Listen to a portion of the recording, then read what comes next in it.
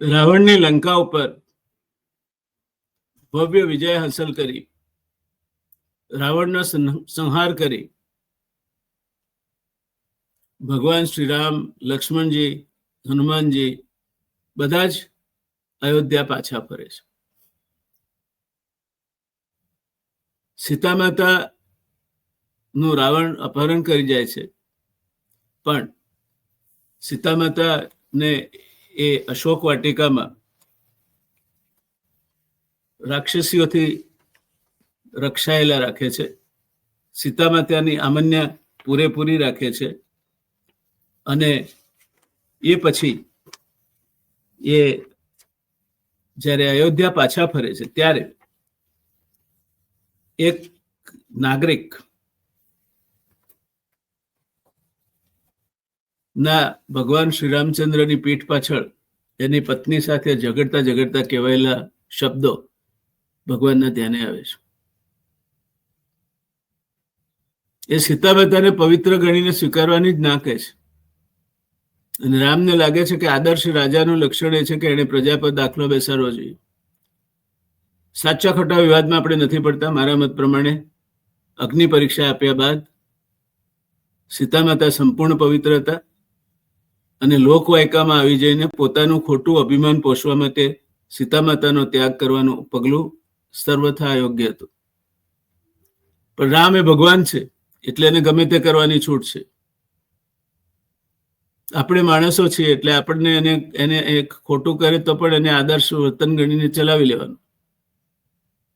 અને એટલે જ એક ભજન રચાયું છે, રામ તમે સીતાજીની તોલે ના આવો. મેં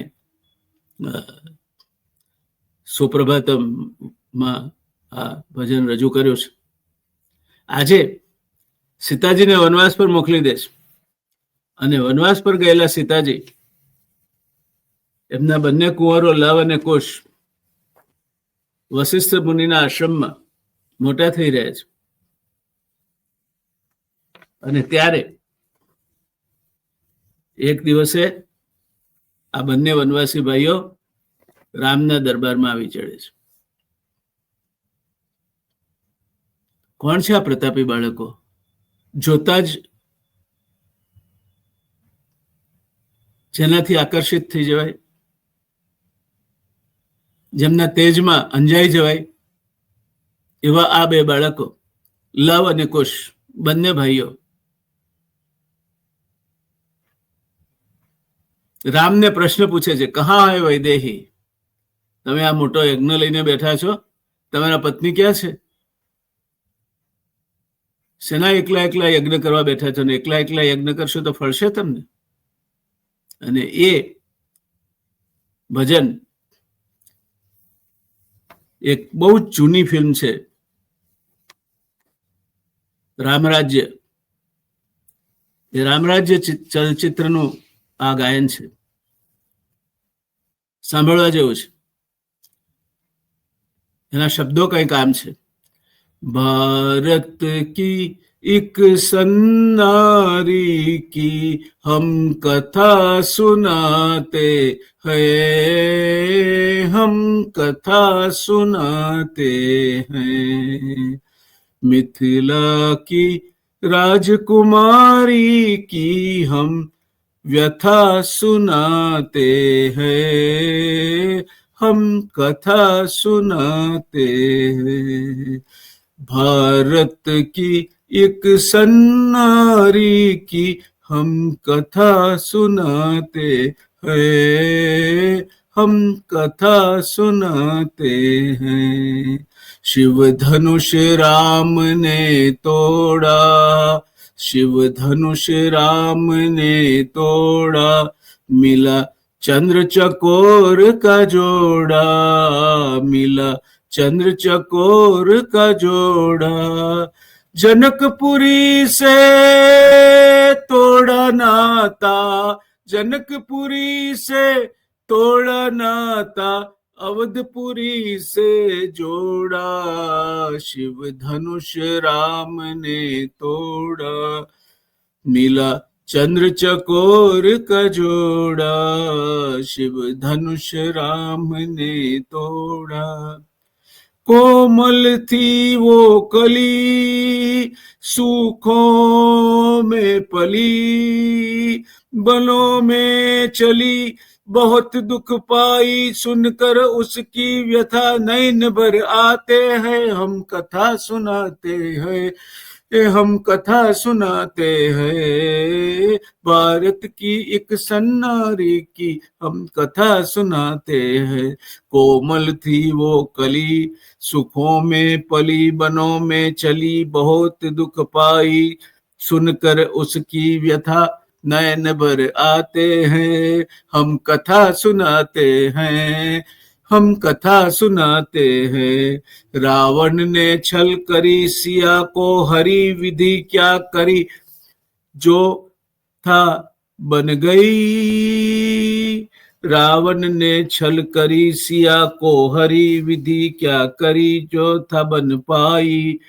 सीता सीता करे विरह में जरे, बनों में फिरे विकल रघुराई, विकल रघुराई। पवन पुत्र वह आए, पवन पुत्र वह आए, सुधि को धाये, युक्ति बहु किन्नी सिया सुधि पाई। राम कोप कर बड़े लंक पर चढ़े, फूंक दई लंक सिया लौटाई। राम क्रोध कर चढ़े लंक, बड़े लंक पर चढ़े, फूंक दई लंक सिया लौटाई। भारत की एक सन्नारी की हम कथा सुनाते हैं, हम कथा सुनाते हैं। मिथिला की राज दुलारी की हम व्यथा सुनाते हैं। जैसे दिए में तेल, तेल में बाट, बाट में तेज प्रकाश है, तसे राम हृदय में सिया, सिया हिये राम ही बासे। क्या बिना प्राण के अमर दही कही देही, क्या यही राम दरबार, कहाँ वही देही, कहाँ वही देही, कहाँ वही देही। क्या यही राम दरबार है?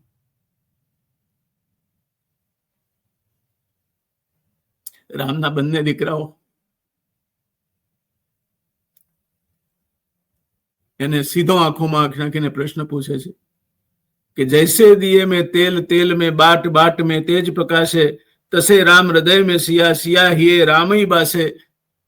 क्या बिना प्राण के अमर दही कहीं देही, તમે વગર પ્રાણથી અમર થઈ જશો એમ?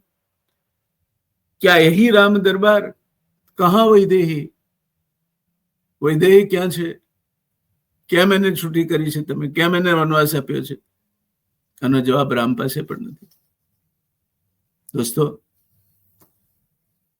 સવાલ એક જ છે, કાચા કાનના નહીં થવું. કોઈ પણ સમાચાર તમારી સામે મૂકવામાં આવે, તમારા કાનમાં નાખવામાં આવે, સાંભળો, એને તપાસો. તમારામાં ધીરજ ના હોય તો ધીરજ ધરો, થોડા દિવસ જવા દો, વાતને ખીલે બાંધો, કાચા કાનના ન થશો. અશોક વાટિકામાં રહ્યા પછી સંપૂર્ણ પવિત્ર હોવા છતાં રામ નહોતા જાણતા, રામ તો ભગવાન હતા, છતાં સીતા માતાએ અગ્નિ પરીક્ષા આપી. અને ત્યાર પછી કોઈ ધોબીએ એવું કહ્યું કે રામ રાખે એની બૈરી બીજાના ત્યાં રહીને આવે તો હું તો નહીં રાખું, એટલે સીતા માતાનો ત્યાગ કરી દેવાનો. આટલી બધી તમને તમારી ઇજ્જતની પડી છે, તમે ભગવાન શેના છો? ત્યારે હંમેશા વાતને ખીલે બાંધો, ઉતાવળા નિર્ણય ન લો, કાચા કાનના ન બનો. એ આજની આ પ્રાર્થનાનું મૂળ સત્વ છે. આખી રામાયણ એક જ શ્લોકમાં કહેવાય છે. એ ગાઈને આપણે આજની પ્રાર્થના પૂરી કરીશું. આદૌ રામ તપોવનાદિગમનમ હત્વા મૃગમ કાંચનમ વૈદેહી હરણમ જટાયુમર્ણમ સુગ્રીવ સંભાષણમ. વાલી નિગ્રહણમ સમુદ્ર તરણમ લંકાપુરી દાહનમ પશ્ચાત રાવણ કુંભકર્ણ આદિ હનનમ એતાદિ રામાયણમ એતાદિ રામાયણમ એતાદિ રામાયણમ. એવા આ ભગવાન રામચંદ્રજી, લક્ષ્મણજી, સીતા માતા, પવનપુત્ર હનુમાન, સૌ આપની રક્ષા કરો. સરસ મજાની ઊંઘ લઈ તાજા તરોજા થઈને સવારે પાછા સ્ફૂર્તિમય જીવન જીવવા માટે પથારીમાંથી પગ નીચે મૂકો. એવી તમારા દોસ્ત જય નારાયણ વ્યાસની શુભકામનાઓ. શુભરાત્રિ. Good night. જય શ્રી કૃષ્ણ.